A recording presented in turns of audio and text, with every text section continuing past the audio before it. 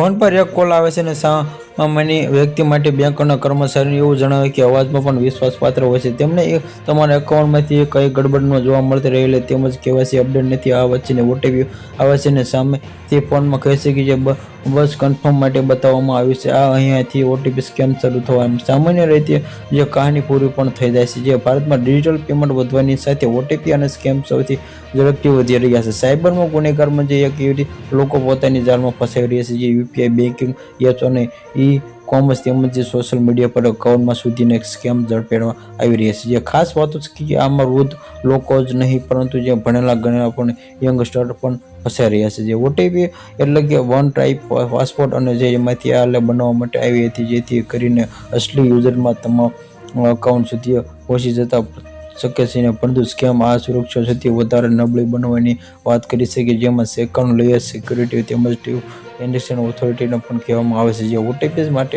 સુધીને સીમિત નહીં પરંતુ આનાથી તમને ડરાવવાની આવી રહી છે તે સ્કેમ કરવામાં આમ તમારી ઓટીપી માંગે તેમાંથી ક્યારેય કોઈ શેર કરશો નહીં અને જો ઓટીપી કોઈ શેર કરવું તમારી માટે મુશ્કેલ પડશે થઈ શકો છો. આટલું જ નહીં પણ મિનિટોમાં તમારો અકાઉન્ટ ખાલી થઈ શકે. યુપીઆઈ બેંકમાં જે ટાર્ગેટમાં આવી રહેલા જે યુપીઆઈ એકદમ ફાસ્ટ રિયલ ટાઈપિંગ અને ટ્રાન્ઝેક્શનમાં તરત પૂરું કરવામાં કારણમાં આવેલા જે પૈસાની જે ઉપાડેલ લેણદેનની બેંકોમાં ફરિયાદમાં જે બેંકમાં અને તેને સ્પષ્ટ રીતે જવાબ આપે છે કે ઓટીપી તેનો પોતે શેર કર્યો હોય તો આ કારણે કેસ નબળો થઈ જાય છે અને તમારા પૈસા પાછા મળતા નથી. Subscribe my channel, like, share.